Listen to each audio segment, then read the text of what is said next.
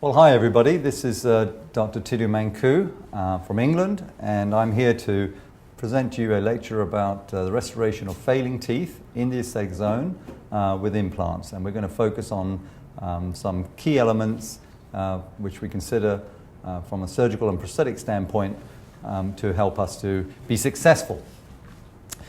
First of all, we have to consider whether a tooth is indeed savable or not. And it's important to recognize that today our tendency is always to desire to try and maintain teeth.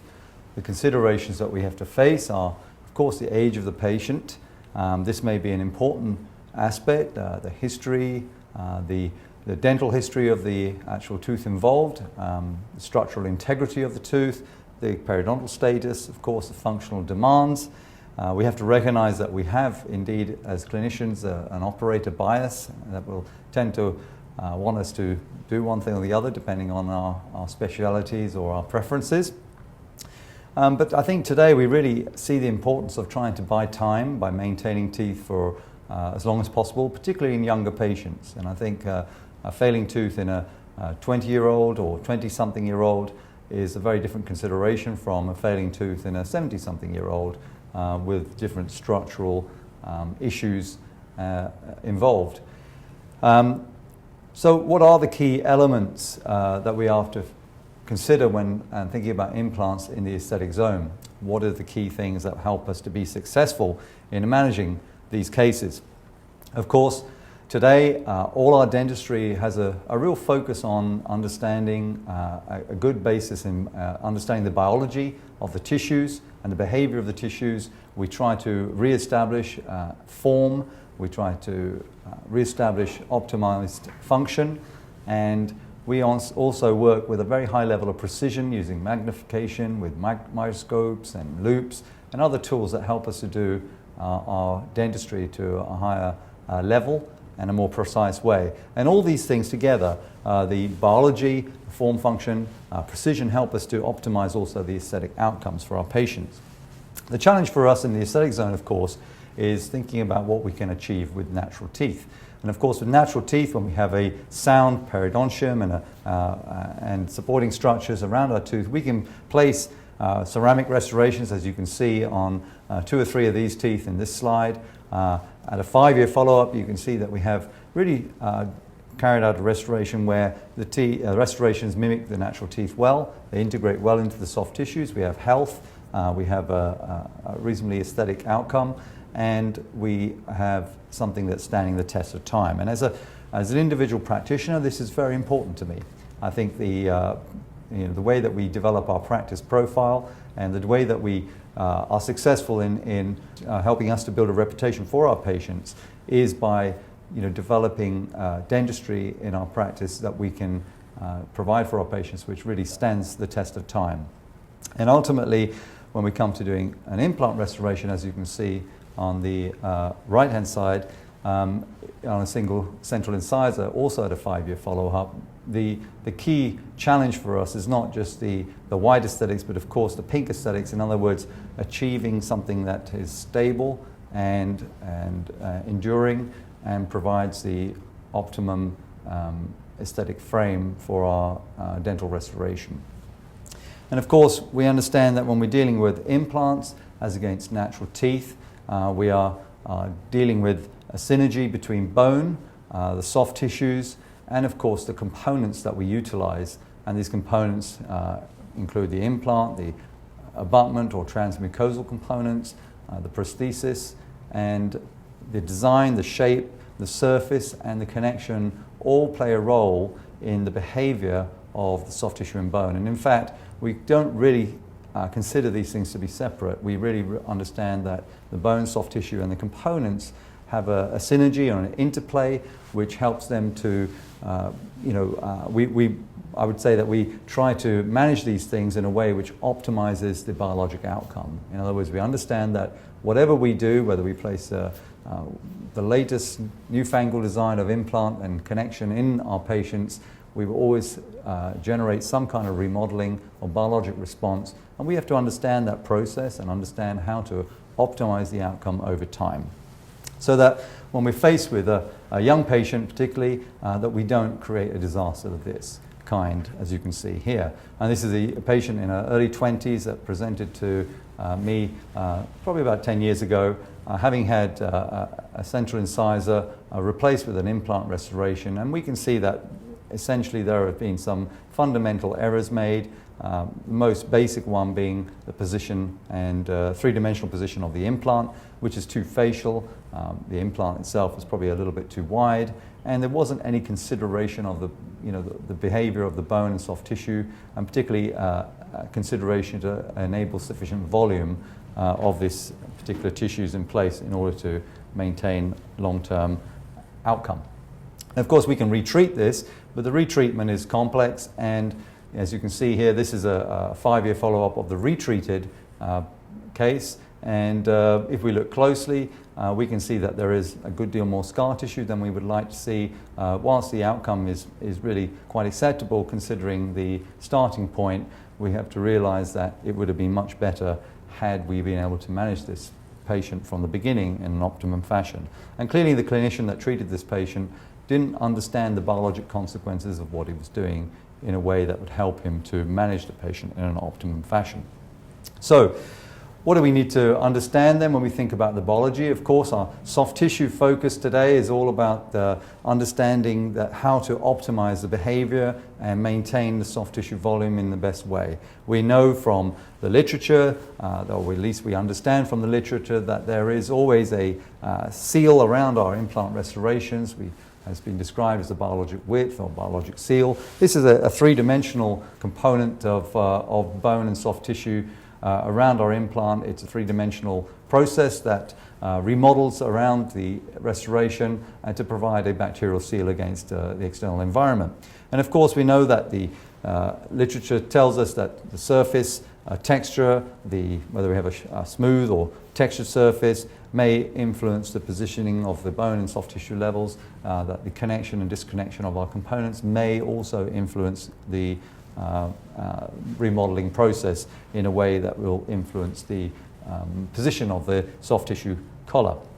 And then we understand that the bone, thus this biologic width comprises of a connective tissue compartment, a junctional epithelium, a sulcus, and of course a little between the oral environment and the bone. What we also understand is that much of our data is animal-based, and we have to recognize that there are differences. We can't necessarily extrapolate from a dog mandible to a human maxilla the behavior of the peri-implant tissues, and there are a number of studies that seem to indicate that there may be some differences even within the same patient between mandible and maxilla. So I'm not sure that we can always draw firm conclusions from an animal mandible to the aesthetic zone of a human. At least we can maybe consider some trends, but be cautious not to develop sound or very firm doctrines based on animal studies in this kind. Looking at the human data, Joe Kahn, of course, and co-workers presented us some nice information that really confirms that this biologic width around an implant on a facial is around about 3 to 4 millimeters. There's a dimension of tissue in the proximal, which is a little bit deeper to the level of the implant bone. But of course, that understand that the bone on the adjacent teeth, as we know from Tano and others, is the key thing that helps to maintain the papilla in place. And the other thing that came out of this study was that there seemed to be a difference in the behavior of thick biotype versus thin biotype. In other words, if we have thick tissue, we tended to have a greater dimension of the biologic width. In other words, the tissue was more stable, less of a tendency for it to recede. Other workers have also given us some idea that the volume of tissue around the implant is important. Whether we have a thin but tall tissue collar, this will tend to recede. In this paper from Nozawa and co-workers, tended to recede until a certain volume of tissue, a ratio of height to width of about 1 to 1.5 is reached. And this is also gives us an understanding of the trend. And then more recently, Likinkvichus also showed us that the volume of tissue is perhaps very important in terms of the behavior even of the bone. And when we place implants, supercrestally. In other words, these were tissue-level implants placed into 19 patients, comparing thin versus thick biotype, and changes were measured after a 1-year follow-up. And it showed that in this study that the initial thickness of the gingiva was a significant influence on the behavior of the marginal bone. In other words, when we had thin tissue, then the bone remodeled more than when we had thick tissue. In other words, if we have a sufficient volume to house our biologic width already in place when we uncover or place our implant in a one-stage procedure, then we should anticipate less bone remodeling because there is no bone remodeling necessary to establish a biologic width. However, if you have thin tissue, then bone has to remodel in order to establish the necessary components of this biologic width or seal around our peri-implant tissues, around our implants. Tooth form and biotype play a role, therefore. Square teeth are much easier to handle than triangular or ovoid teeth with high scallop architecture, and these are all things that are pretty well understood. More recently, Rompen and co-workers provided a systematic review of the elements that may influence the behavior of soft tissue around our implant components, particularly in terms of tissue integration or the interface of soft tissues. And they looked at different elements, certainly some things like laser lock grooves or micro grooves around the implants or abutments, may be interesting in the way that they possibly maintain the connective tissue zone in place and maybe provide some stability. But there's always the issue that we don't really have sufficient data to understand whether the risk of bacterial contamination is greater. So, is this a good thing or is it a risk? I think we have to wait and see. We understand that certain materials are more biocompatible, commercially pure titanium rather than alloys. Titanium, zirconium oxide, aluminum oxide are preferential to perhaps other materials like gold, feldspathic porcelain, and resin. Not that these can't work clinically, but from a biocompatible or biocompatibility standpoint, we may have some advantages to use a material which is more biocompatible. Of course, one of the things that probably we don't talk enough about is contamination, our handling and contamination, and when we disconnect and reconnect components, and we'll talk a little bit more about that in a moment. The components themselves can influence the design of the components, of course, and the shape of the components can influence the behavior of the tissues as does the connection. If we have a platform switch or a conical connection, perhaps this may influence different behavior. But I think we have to be cautious to understand that when we have a conical connection on an implant, generally that implant is placed a little deeper. So is the net bone level really different from a flat top implant? I'm not so sure. So when we look at the issue of biocompatibility, there are studies that suggest that titanium, aluminium oxide, and zirconium oxide are more biocompatible compared to gold, feldspathic porcelain, or resins, and you have a true adherence of soft tissues to the biocompatible materials. Of course, there are some studies that disagree, and this is the challenge that we have when we're faced with the literature. In this study from Wieland and co-workers, they suggested that we would see an apical shift of the tissues as a result of the non-biocompatible materials. That's not to suggest that they can't work, but of course we know that clinically they do work, but perhaps we're not optimizing the biology around the components if we do that. If we look at some internal data from Domken and Rompen et al. From Liège University, they looked at the issue of placing titanium and into soft tissues, and we're looking at soft tissue integration here. And in these slides you can see on the one side we have titanium placed into an animal model, and the soft tissue integration shows that we have the formation of our peri-implant seal, our biological width if you like, and the bone level is maintained in a stable position. However, and we have adhesion of those cells or those tissues to the titanium structure. However, whenever we place a resin, this can be an acrylic or composite resin, into the tissues in the bone, we never have a true adhesion of the tissues to this, and there was always a little bone loss as well as a result of the fact that the true adhesion can only occur on a biocompatible surface such as titanium. So whether we can have epithelial cells approximate to these materials is certainly been shown in previous work, but I think we have to recognize that perhaps a lack of biocompatibility may influence the way that the the peri-implant tissues behave. And clinically, this was demonstrated in some work, again, not published yet, but this is work that's ongoing. And when they placed short titanium cylinders with resin, such as a typical temporary abutment that we find on many cylinder systems, implant systems today, where we have acrylic that goes deep beneath the soft tissue and with a small collar of titanium, as opposed to a biocompatible material, that in 6 weeks they were able to see bone loss occurring around implants as against a perfect preservation of the bone levels when we use a biocompatible material. So maybe this is an important issue. Also, in terms of the contamination or cleanliness of our components, when we have a clean titanium healing abutment placed into the tissues, we have adherence of cells to those abutments on all the samples. If we recondition the components, in other words, we take them off, we clean it, we sterilize it and replace it, we always get re-adhesion of the cells on those components. Whereas if we take the abutment off and replace it without cleaning and sterilizing and leave it contaminated either by our fingers or just with a layer of dead cells on the surface, then we would see no cell adhesion. So this also applies to our lab work, our abutments and frameworks that come back from the lab. Of course, these components are therefore not clean, they're contaminated, and we need to disinfect or decontaminate these components. And we do this clinically, either using soap and a toothbrush and brushing the components with our toothbrush with soap, and then placing it in chlorhexidine for a few minutes before putting it in the patient's mouth, or you can place it into isopropyl alcohol in an ultrasonic for 5 minutes, and then rinse with sterile water or saline before placing it in the patient's mouth.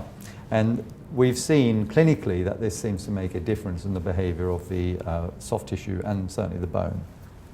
Of course, the issue of platforms, the issue of disconnecting and reconnecting components, I'm not sure that this is very clear, because although the literature suggests that a one abutment one time is a good concept, this is based on work from previous studies which didn't really control the way that these abutments were managed. So they were placed into alcohol and then put back in the patient's mouth in some of these studies. And we know that if we place cells into alcohol, they die, and you cannot get re-adhesion because you've got a dead layer of cells on the surface. So I think it's important that these studies are repeated with these components being cleaned, decontaminated and replaced, and seeing whether we still see remodeling or further remodeling of bone and soft tissues in this case. And certainly today, if we look at the behavior of soft platform switched implants, when you see some of the work from Canulo and Grandi and others, showing that really there's no significant impact of disconnection and reconnection of components when we use an implant system that has a switch platform. And so perhaps it's not such a significant issue today. I know it seems to be very popular, but I'm questioning whether it's really significant. And you'll see from some of our clinical results that perhaps it's not the real issue. So our goal today is to try and provide our patients who may come with some compromised situations, such as this patient with thin tissue biotype, obviously inadequate dental work, some missing teeth, missing volume, and we need to find ways to manage these patients effectively and treat them with a combination of different restorations, which may include teeth with non-vital teeth, vital teeth, with different substructures and substrate colors, and be able to provide an optimum aesthetic outcome for these patients, which stands the test of time. And of course, our diagnosis and treatment planning in an interdisciplinary approach is essential to manage the dental, periodontal tissues optimally, to think about function and occlusion, and of course aesthetics. And we look at all these factors so that when we follow this patient up for several years, you can see that we have excellent stability of the soft tissues and the restorations. We can see that we maintain a stable soft tissue frame around our restorations because we respected everything in the way that we should. And this in control and predictability comes from the proper management of the materials and the clinical case, looking at the aesthetics, understanding aesthetics appropriately, working to optimize strength and having materials that are strong enough and durable, understanding the biologic factors, and also establishing a healthy situation which we can maintain over time with the appropriate component design to respect aesthetics and the occlusion if we are to have long-term success. So What are these key factors then? Perhaps I can summarize 6 key factors which we focus on. The first of all is the correct positioning of the implant, of course. We need to have the implant in the correct 3-dimensional position. This means the implant should be typically 3 millimeters apical and about 3 millimeters palatal to the final gingival margin. This is pretty much what we work for today. Perhaps with a conical connection we can go a little bit deeper. It doesn't seem to be a major issue. But certainly you need a little bit of room to allow us to develop the appropriate emergence profile of the restoration from the implant's head. The second, and I think one of the most important factors, is to ensure that we have a adequate stable bone volume and architecture. And the key word here is stable. We want to have a bone which is stable in volume and shape over time. And then for me, probably the most important factor from a surgical standpoint is to have an adequate dimension of soft tissue at the time we connect our transmucosal components, whether that's a 1-stage or 2-stage implant procedure. But it's essential that we have a sufficient thickness of soft tissue at this time to house our biologic width and the peri-implant mucosal seal in a way so that's not to have to create bone remodeling in order to give us sufficient soft tissue dimension. We today tend to place our final abutments earlier. We like to customize them chairside, or at least to make sure that we get the right shape early. We don't do a 1 abutment 1 time, but certainly it's an early placement of the abutment so that we can allow for maturation to occur on the final abutment. And we obviously always clean the components and just decontaminate components when we remove and replace the components in the patient's mouth. The shape of the abutment is important. I think it's well established that we need a narrow concave form from the implant head to the dimension of the tooth in the aesthetic zone to maximize the volume of soft tissue around our abutments. And we use a biocompatible material such as zirconia today and ensure that the surface of our components is clean and biocompatible. And of course, lastly, we want to develop the appropriate soft tissue contours using provisional restorations to help us to develop the restorations, and also respect when we finally cement our crowns, if we're doing a cemented restoration, to ensure that we use protection with a retraction cord to prevent cement excess from creating some problems. And if we design our abutments correctly, then we can minimize this risk. So how do we do it today? Let's take you through a simple case. Or maybe not such a simple case, but let's just take you through a case. And here we have a patient who's got a failing central incisor tooth. The typical thing that we see certainly in our practice often, which is a failed post-crown or endodontically treated tooth which has failed over time and structurally is now compromised to the point of needing removal. We typically would remove the patient's tooth very carefully so as to minimize the trauma to the area and evaluate whether we have an intact buccal plate. And so this is how we go forward. We remove the crown. We can see that the root is very compromised. We carefully remove the root, and then we analyze to see whether we have an intact buccal plate or not, and that will make us decide whether to place an immediate placement or a delayed placement. And typically, if we're missing a buccal plate or we have a significant infection in place, then we would prefer to wait 6 to 8 weeks for soft tissue healing and then go in and treat the patient accordingly. So then we come back to our 6 principles or our 6 key factors. And the first 3 factors really are essentially involve the surgical management, and the second 3 will involve prosthetic management. So in the first 3 factors, we obviously want to place our implant correctly from a 3-dimensional standpoint.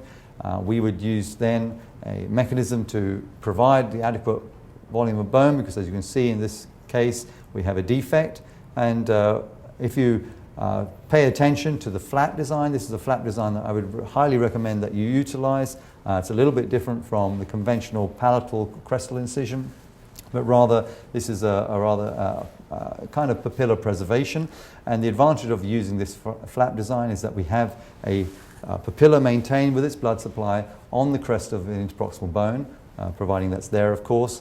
and this provides you with a very firm basis on which to stabilize your flap when you replace the labial flap. And indeed, if you want to advance it, you can deepithelialize the surface of the papilla and overlay the tissue on top, and you can get some coronal gain very well, and you get a very stable blood clot and flap. And we know that stabilizing the blood clot indeed is one of the key factors in the success of our regenerative procedures.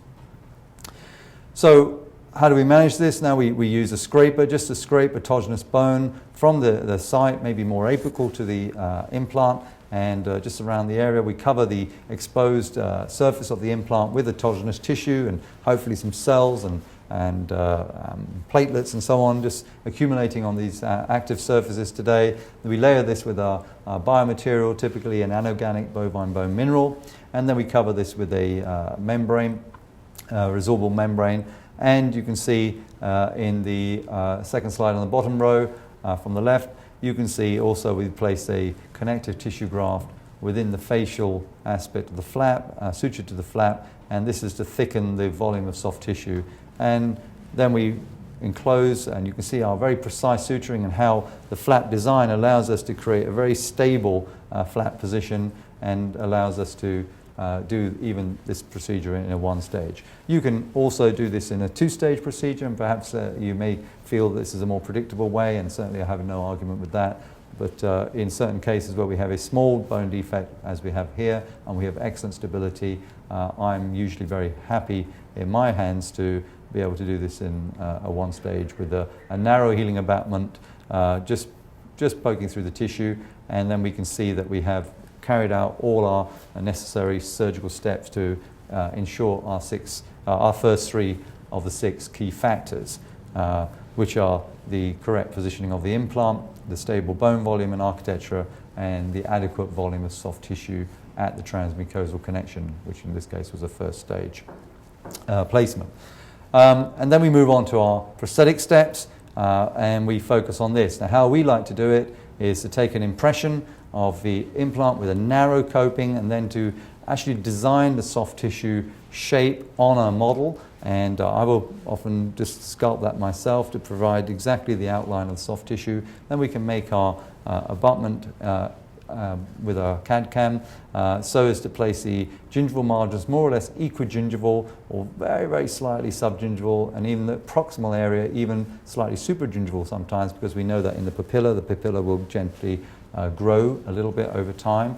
So when we design our abutments, we don't want to follow the contours of natural teeth. Actually, we change that, and the abutment now is going to be slightly under-contoured, and you can see we keep it narrow, and we flare late to the dimension of the emergence profile of the tooth, if you like, so as to maximize the volume of soft tissue transmucosally whilst giving our papilla and the gingiva the adequate support.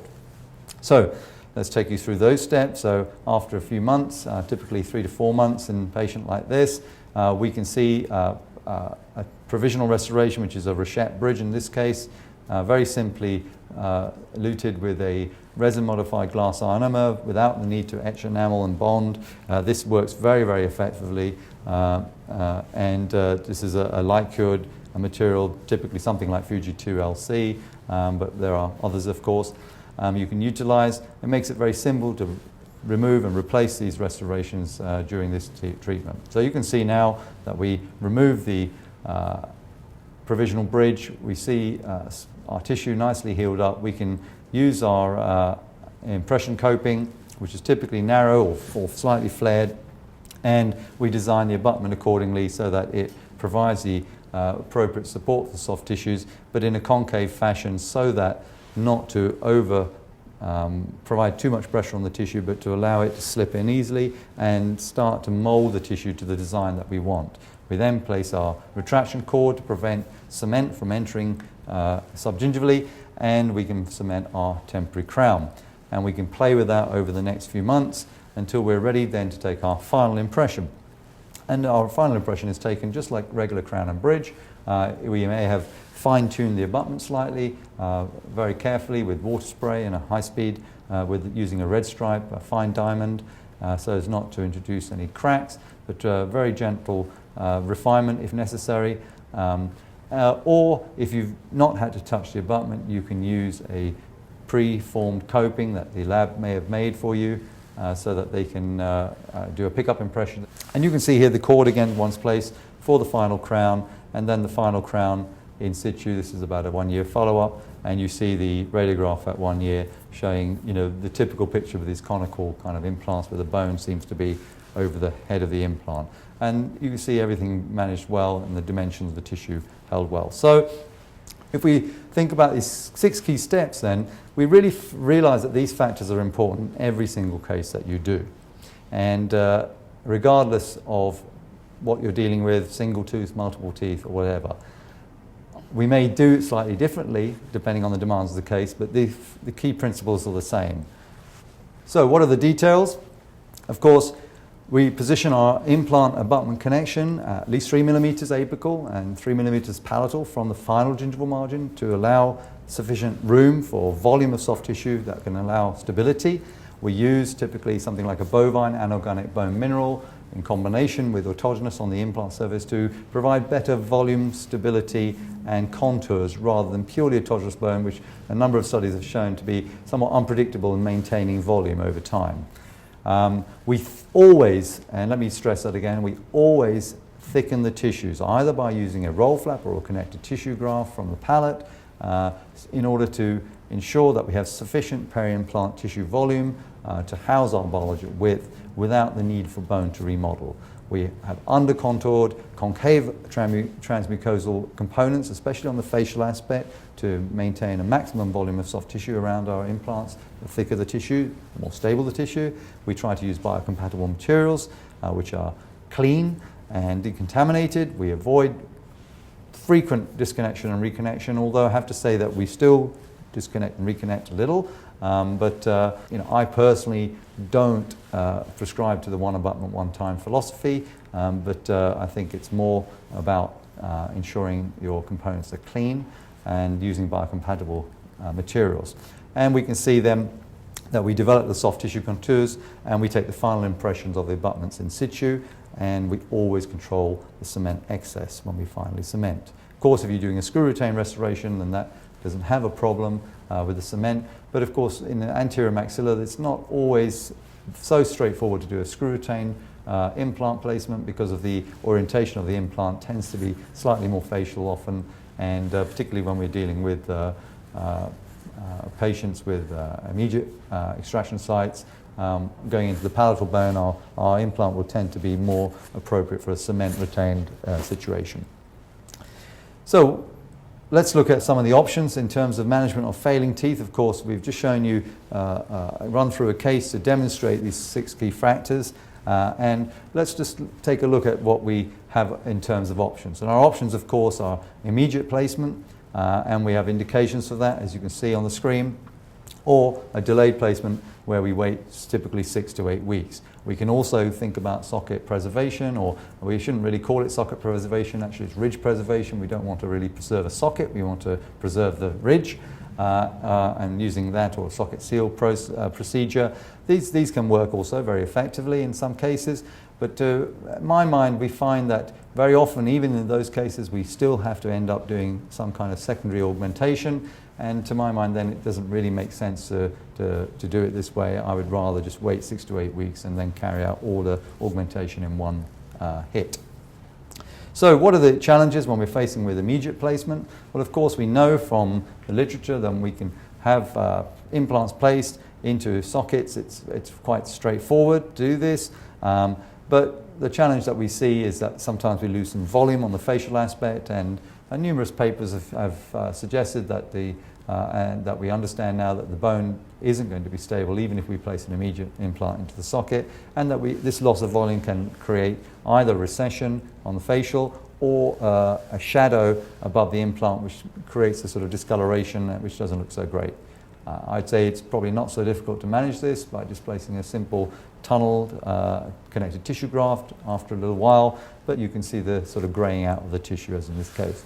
The papers today that we can see, quite a lot of data that suggests that this remodeling process has an influence on the way that the bone and soft tissue behave, but also that There are a number of papers here from Fickel and co-workers, for example. Araujo is more later publications rather than the earlier ones, which I think were not particularly useful from a clinical standpoint, although created a lot of controversy.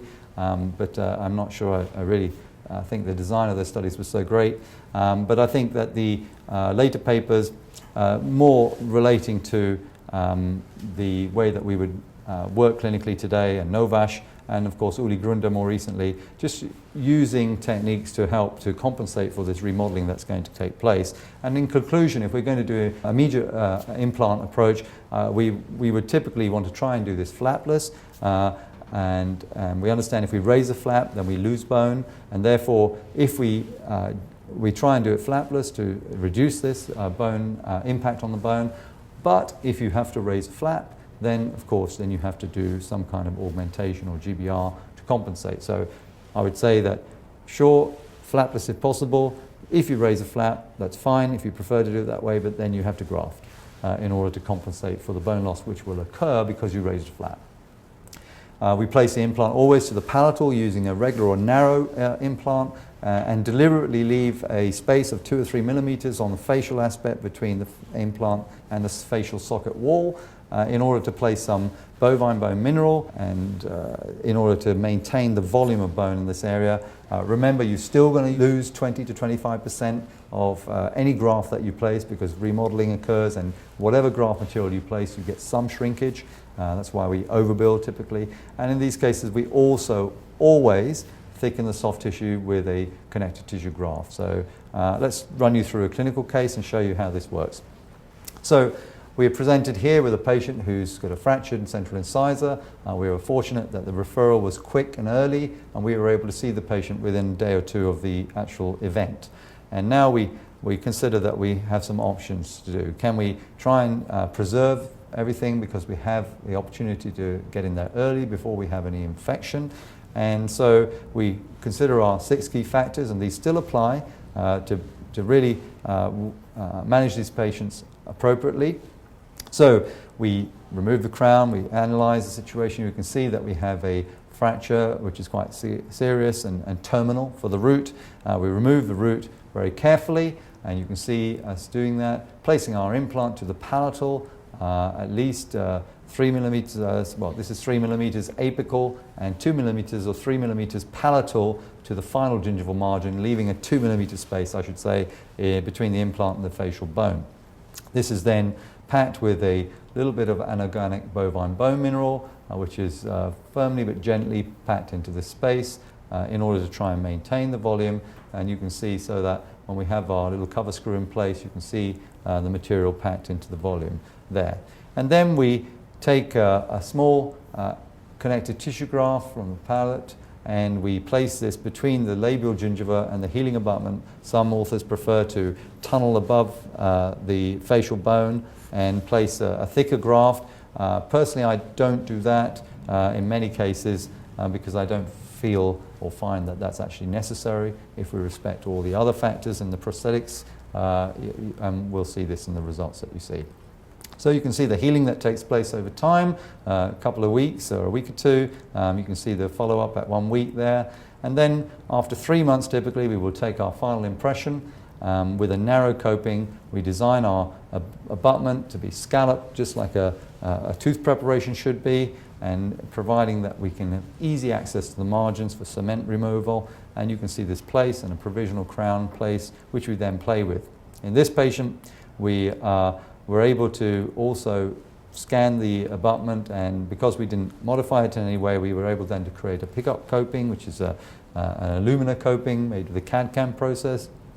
And we did a pickup and made the final crown, and you can see the final crown now at 1 year follow-up. Now, please pay attention to the bone levels on the implant, which you can see at 1 year seem to be still at the level of the implant abutment connection. This is typically not the case when we think about a flat top implant.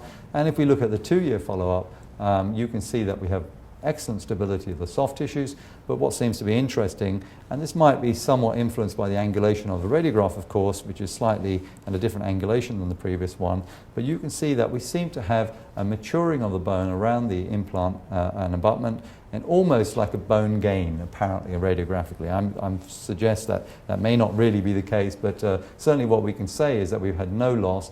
And if you look at the angulation of the bone and the position of the interface, it seems to be more coronal than it was even at 1 year.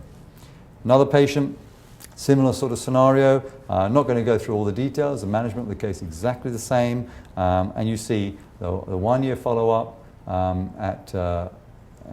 in this patient of the final crown. And then we look at the same patient 3 years follow-up. You can see, again, an apparent bone gain. If we go back, you can see at 1 year, and you see at 3 years, let's say not really a bone gain, but a sort of improvement in the density of the bone around the implant head, and certainly no remodeling or loss.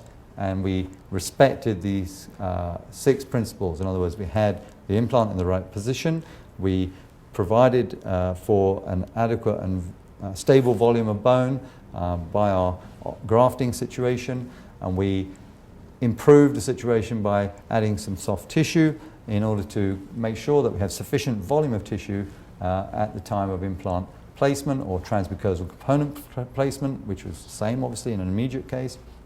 And we ensured that the design of our transmucosal components was correct, and we're using biocompatible, decontaminated, clean components. So are there limitations? Yes, of course there are. We look at a case here, which is a rather challenging case of a young lady with teeth that are needing restoration, a referral for an implant restoration of the upper left central incisor, which is a root fracture. If we analyze the case carefully, we can see we have some issues to deal with, and we can summarize these, that we have a high lip line, which is obviously demanding from an aesthetic standpoint. We have a dominant central incisors with prominent roots. There's already a darkening of the tissue, which shows that we have thin tissue above the failing tooth. We have slight disharmony in the gingival margins, which we want to improve. There's a fracture of the distal aspect of the upper left central incisor, which has caused also some bone loss in the area of the upper left central incisor, bone between that and the lateral incisor, and we can see that we have that inflamed tissue in that area. When we look at the teeth underneath, you can see that we have really a serious fracture of this tooth, and you can see the granulation tissue present in the socket in the distal aspect. When we remove this, we can see the root of the adjacent tooth, and so there was bone loss for probably 3 or 4 millimeters, or maybe a little bit more even, on that distal papillar area. So we already know that this is likely to be compromised in the end of the day. But how do we manage this? Well, is there a good solution? Should we wait and rebuild it, or what? Well, I think that if we can still have a facial bone that's intact, we can still manage these cases today in the same sort of way. So how do we work with this? We place our implant to the facial aspect, to the palatal aspect, of the socket. As before, we place our biomaterial to support the bone and to maintain the volume as best as possible, and we compensate some small remodeling that's going to occur by adding some soft tissue on the facial aspect, which is placed between the healing abutment and the gingival tissues on the facial, and even tunneled a little bit above in this case.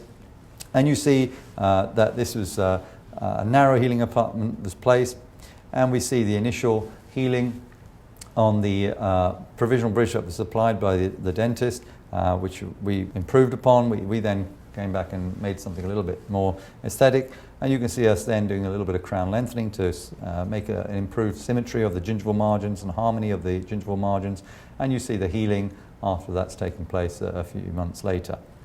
Then we develop our soft tissues. You can see now we've lost a little height in the distal papilla of that upper left central incisor, as we would expect, and you can see the provisional crowns at the time of shade taking, and impressions, and the final crown's in place, and we watch how this develops. And of course, when we look at this, we can see that we have a slightly shortened distal papilla, but still a very acceptable outcome. And the way we treated that, by the way, was to use also a mixture of Emdogain with our anorganic bovine bone mineral in this area where we had some bone loss, to try and hopefully recapture some of the clinical attachment. So if you look at the 1-year follow-up, we can see here the result. You see the tissues are starting to mature. We still have, if we look at the distal papilla, it's still slightly inadequate here. And if we look also at the radiograph, we can see the outline here of the original bone, and now this is the grafted tissue, all of this area, and this is the defect originally, which you can see. And what's interesting is when we look at this again after 4 years, you can see that there's been now a complete mineralization of this area, and you see there's no boundary now between the grafted bone and the regenerated bone. It seems to be more uniform and homogeneous, and you see that the difference between the 1 year on the left-hand side and the 4 years, you see that really we actually have a little bit of improvement on the papilla now, and a rebuilding of this tissue and a very stable facial tissue around the implant.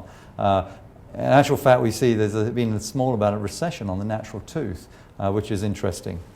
So it shows that we really can achieve a very nice and stable volume around our implants, even in these extracted teeth, with a somewhat compromised situation in this case. So we look at how we manage these immediate extraction sites, and if we have the opportunity of placing the implant immediately, then that offers us a simpler surgical solution for the patient with less invasive surgery. Of course, if we have a significant infection or a large bone defect, no buccal plate, then we have to think about the other option, which is a delayed placement. Now, as I mentioned before, we can consider a ridge preservation or socket seal approach, but I'm not a great fan of this approach personally, as I see that in my experience when we do these procedures that we inevitably have to then do a secondary graft, and it makes then for me no sense to do 2 grafting procedures. So let me take you through some cases which obviously don't allow for immediate placement, and this is one of them that you may have seen before in some of my presentations. This is a case where a tooth is very, very significantly compromised, and we'll take you through the steps. If we look at the patient closely, we'll see we have, again, missing bone on the distal aspect of the tooth between the lateral, and we have a very triangular tooth form with a distal papilla, which is likely to shrink because we've got missing bone.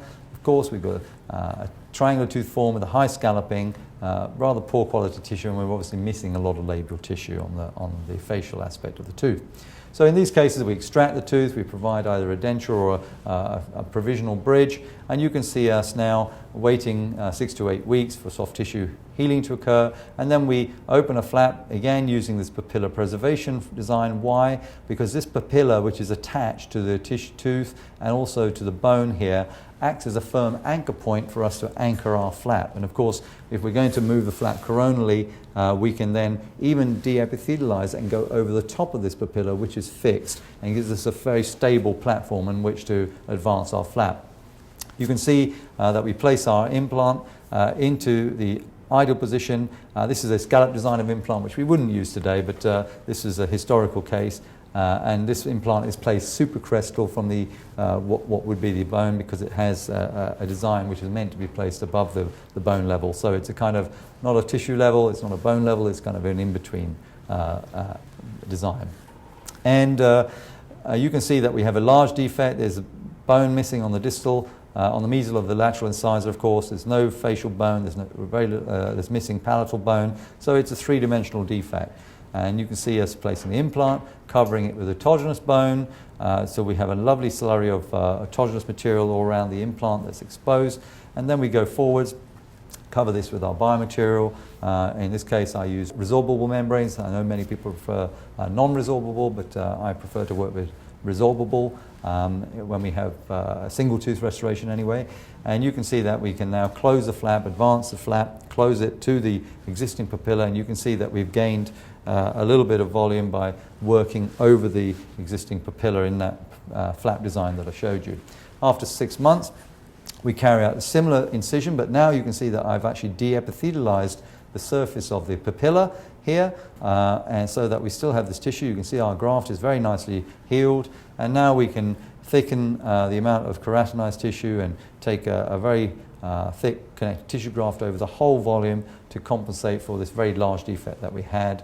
And then we waited a further few months, allowed this to heal, then uncovered the implant, simple roll flap, and you can see now we've got a very nice volume of tissue and bone around our implant surface, and we can make our final restoration with our biocompatible material. And you can see us taking the patient through. Now you can notice that we've changed the tooth to a more rectangular tooth form because we have such a high scallop, and we know that we aren't going to keep the papilla in such a triangular tooth form in an ideal way. We have to accept some compromises in these cases. And then you see that we make our final crown here, and then we look at that after a period of time. You see maturation, the papilla has filled the small defect. We don't have complete fill of the distal papilla because of the lack of bone there, but it's nevertheless an acceptable outcome given the challenges of the case. And we can look at it 5 years later and see that we really have quite some stable situation. Even though we see some recession on the natural teeth, we really don't have particularly much change around the implant surface given this rather challenging situation. So here's the radiograph. Remember, this is a supracrestal placement of the implant. This is at 2 years follow-up, and then you see the same patient 5 years later and showing very stable bone levels and of course a stable soft tissue as well.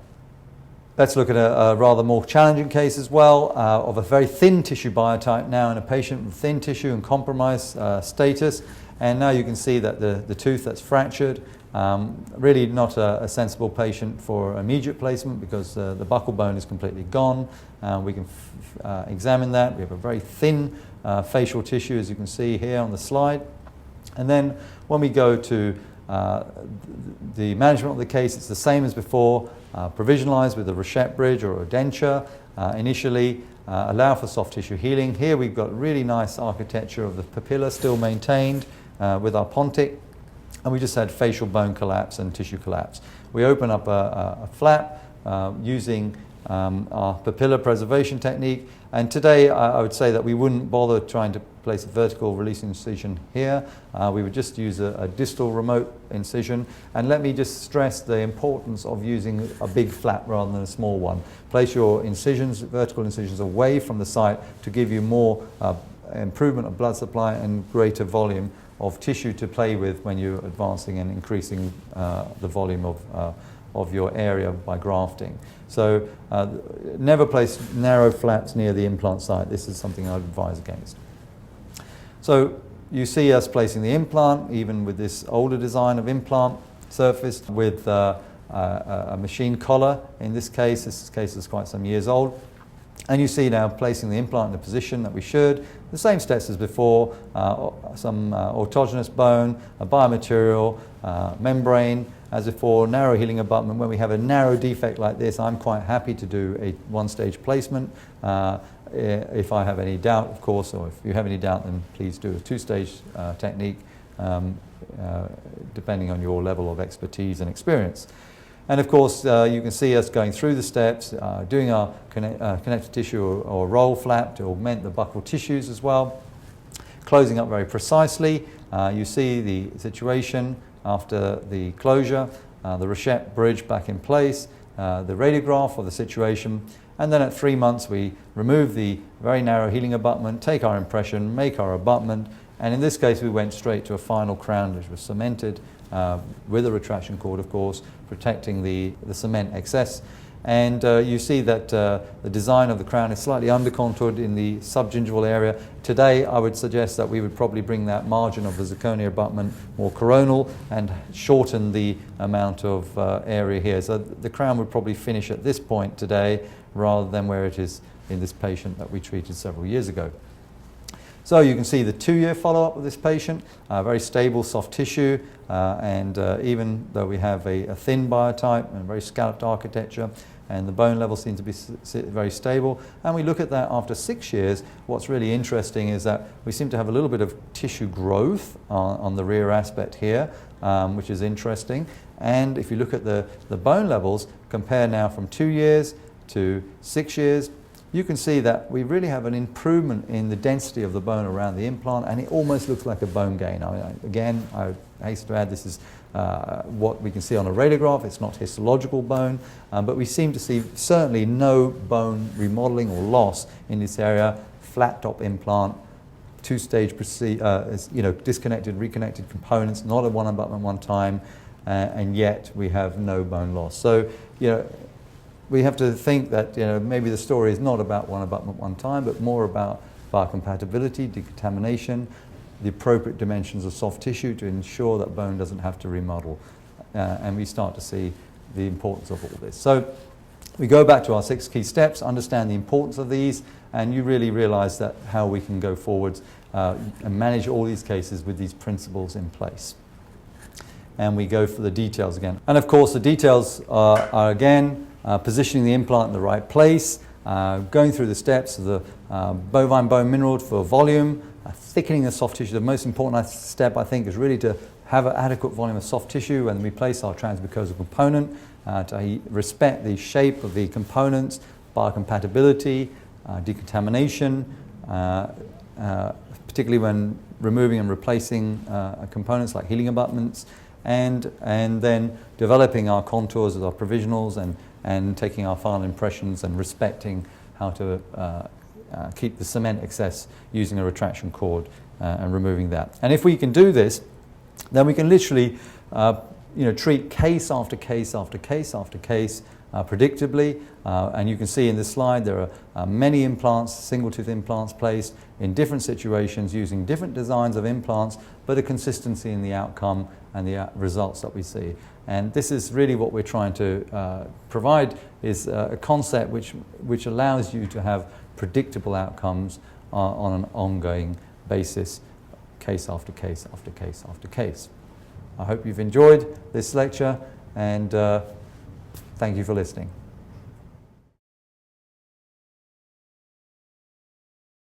For more education programs, visit the Guide Institute at www.guidedental.com.